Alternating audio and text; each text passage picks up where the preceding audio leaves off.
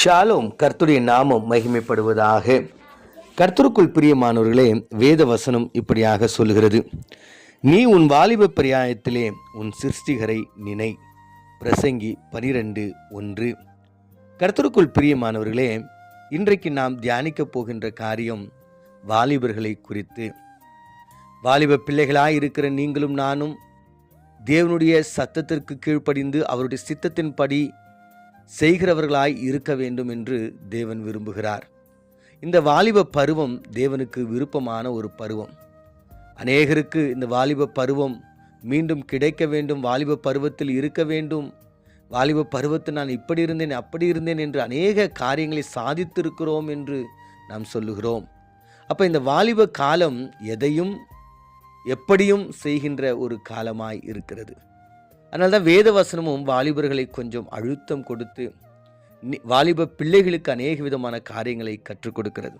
வாலிபன் தன் வழியை எதனால் சுத்தம் படுத்துவான் என்றும், வாலிபமும் இளமையும் மாயையானதே என்றும், வாலிபனே உன் இளமையிலே சந்தோஷப்படு, அநேக காரியங்களை வேத வசனம் நமக்கு காட்டிக் கொடுக்கிறது. வேதத்தில் அநேக வாலிபர்களை தேவன் நமக்கு முன்மாதிரியாக வைத்திருக்கிறார். பரிசுத்தமாக வாழ்ந்த யோசேப்பு, ஜபத்தில் வாழ்ந்த தானியேல், சிம்சோன், விழுந்து போன சிம்சோன், இப்படி அநேக வாலிப பிள்ளைகளை தேவன் நமக்கு முன்மாதிரியாக வைத்திருக்கிறார். கர்த்தருக்குள் பிரியமானவர்களே, இன்றைய நாட்களில் வாலிப பிள்ளைகளாய் இருக்கிற நீங்களும் நானும் தேவனோடு இசைந்து நடப்பதில் மிகவும் தோல்வியை நாம் சந்தித்து வருகிறோம். காலையில் எந்திரிச்ச உடனே தேவனோடு கூட நேரங்களில் செலவிடுவது, வேதத்தை வாசிப்பது, நல்ல நண்பர்களுடைய குழுவில் நாம் இருப்பது, நல்ல பேச்சுக்களை பேசுவது, நம்முடைய சிந்தனைகள், இவைகள் எல்லாவற்றையும் நாம் கணக்கெடுத்து பார்க்கும் பொழுது தேவனுக்கு விருப்பமாக வாழுகின்ற வாலிபர்கள் குறைவே. அதனால்தான் வேத வசனம் சொல்லுகிறது, நீ உன் வாலிப பிராயத்தில், உன் வாலிப வயதில் உன்னை படைச்சவரை நீ நினைச்சிக்கோ. கர்த்தருக்குள் பிரியமானவர்களே, அவர் ஏன் நம்மளை படைச்சார், எதற்காக படைச்சார்? ஆண்டவர் சொல்ல சிறு வயதில் நினச்சிக்கங்க, பெரிய வயதில் நினச்சிங்க, முதிர் வயதில் நினச்சிங்க அப்படின்னு ஆண்டவர் சொல்ல. இங்கே சொல்கிற ஒரே ஒரு காரியம், வாலிபனே நீ உன் வாலிப பருவத்தில் உன் சிருஷ்டிகரை நினை. கர்த்தரை நீ நினச்சிக்கோப்பா, உன் வாலிப பிராயத்தில் அவரை நினச்சிக்கோ. மறுபடியும் ஒரு வசனம் சொல்கிறது, உன் வாலிப பிராயம் எல்லாம் மாயை என்றும் வேத வசனம் நமக்கு காண்பித்து கொடுக்கிறது. வாலிப பருவம் அது ஒரு மாயையே. அதற்காக நீங்கள் செலவிடுகின்ற காரியங்கள், செய்கின்ற காரியங்கள் எல்லாம் மறைந்து போகும் என்று கர்த்தர் சொல்கிறார். அப்போ தேவனுடைய பிள்ளைகளாக இருக்கிற நீங்களும் நானும், அநேக வாலிபர்கள் இன்று நீங்களும் நானும் தியானிக்க வேண்டிய ஒரு காரியம் என்னவென்றால், உன் சிருஷ்டிகரை நினைங்கப்பா. ஒரு நாளைக்கு ஒரு முறைனாச்சும் நினைங்க, உங்களை யார் படைச்சாங்க, ஏன் படைச்சாங்க, எதற்காக படைச்சாங்க, நான் என்ன பண்ணணும் என்பதை நீங்கள் நினைவு கூறுங்க. ஒரு நாளைக்கு ஒரு முறை நீங்கள் உங்கள் நண்பர்களை நினைப்பீங்களா? ஃபோனு, வாட்ஸ்அப்பு, ஃபேஸ்புக், இப்படி நம்ம எல்லாம் ஒரு நாளைக்கு ஒரு முறையை நினைக்கிறோம். அதில் தான் அநேக நேரங்களை நாம் செலவிடுகிறோம். வீட்டில் இருக்கும் பொழுது நண்பர்களை குறித்து, வெளியே போன நண்பர்களோடு இணைந்து அநேக காரியங்களை கற்றுக்கொள்கிறோம். நிறைய நேரங்களை செலவிடுகிறோம். நண்பர்களுக்காக எதையும் நாம் செய்கிறோம். ஆனால் ஆண்டவர் சொல்லுகிறார், வாலிபனே உன் வாலிப பிராயம் அது மாயையாக இருக்கிறது. இந்த வாலிப காலத்தில் என்னை உங்களால் நினைக்க முடியாது, என்னை உங்களால் சந்திக்க முடியாது. இந்த வாலிப பிராயத்தில் நீங்கள் அங்கும் இங்கும் ஓடுவீங்க. இந்த வாலிப பிராயம் அநேக விதமான பாவத்திற்குள்ள எங்களை நடத்தும். யோசிச்சு பாருங்க.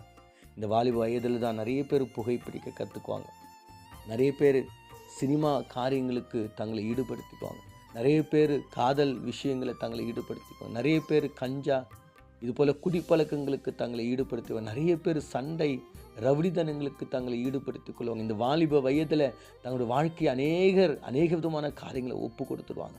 அதனால தான் ஆண்டவர் சொல்கிறார், உன் சிருஷ்டிகரே என்ன நினைப்பா, நான் உன்னை சரியான வழியில் நடத்துகிறேன்.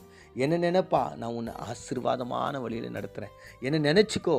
இது நினைக்க முடியாத ஒரு பருவம். ஏன்னா சின்ன வயசில் சண்டேஸ் கிளாஸில் நம்ம காதை பிடிச்சி திருகி எடுத்து போய்ட்டு உட்கார வைப்பாங்க. வாலிப வயதில் அது மிகவும் கடினம். ஆனால் முதிர் வயதில் நாம் தேவையே இல்லாமல் நம்முடைய பலவீனங்கள்னால, கஷ்டத்தினால கர்த்தரை நம்ம ஆட்டோமேட்டிக்காக தேடுவோம். இந்த வாலிப வயதில் கர்த்தரை நம்மளால் தேட முடியாது. அதனால தான் கர்த்தர் சொல்லுகிறார், வாலிபனே உன் வாலிப காலம் அறியும் முன், வாலிபனே இந்த வாலிப பருவத்தில் என்னை நினை என்று கர்த்தர் சொல்லுகிறார். இன்றைக்கு நீங்களும் நானும் தியானிக்கிற தேவ பிள்ளைகளாக இருக்கிற நீங்களும் நானும் இந்த வாலிப பிரயாணத்தில் கர்த்தரை நினைப்போம். ஒருவேளை பெற்றோர்கள் நீங்கள் கேட்பீங்கன்னா உங்கள் வாலிப பிள்ளைகளை நீங்கள் சொல்லுங்கள், ஒரு நாளாச்சு கர்த்தரை நினைப்பா. அவர் ஏன் உங்களை படைச்சார், எதற்காக படைச்சார், இன்றைக்கி பைபிள் படிச்சிங்களா, ஜெபிச்சிங்களான்னு சொல்லிட்டு நீங்கள் கேளுங்க. நிறைய பேர் நம்ம சாப்பாடு குறித்து கேட்குறோம், நலம் விசாரிக்கிறோம், அநேக விதமான காரியங்கள். ஆனால் பைபிள் படிச்சிங்களா, ஜெபிச்சிங்களான்னு சொல்லிட்டு நம்ம வாலிப பிள்ளைகளை நம்ம கேட்குறோமா? பெற்றோர்கள் நீங்கள் இன்னிலிருந்து கேளுங்க, கர்த்தரை நினைக்கும்படியாக அவர்களை அந்த வழியில் நடத்துங்க. கர்த்தர் உங்களை ஆசீர்வதிப்பார். நம்ம கண்களை மூடி நாம் ஜெபிப்போம். எங்களை அதிகமாய் நேசிக்கிற எங்கள் நல்ல தகப்பனே, நாங்கள் தியானித்த வேத வசனத்தின் பிரகாரம் இந்த வாலிப பருவத்தில் வாலிபர்களாயிருக்கிற எங்களுடைய பிள்ளைகள், வாலிபராயிருக்கிற வாலிபர்கள் ஆண்டவரே, உம்மை நினைக்க, சிருஷ்டிகரை நினைக்க நீர் உதவி செய்யுங்க. நீர் ஆண்டவர் உம்முடைய பிள்ளைகளுக்கு ஆண்டவரே நன்மையான ஈவை தருவீர் என்பதை, ஆசீர்வாதத்தை நீரே தருவீர் என்பதை உணர்ந்து உம்மை சார்ந்திருக்க உதவி செய்யும்படியாய் இயேசுவின் மூலம் ஜெபிக்கிறோம் நல்ல பிதாவே, ஆமென்.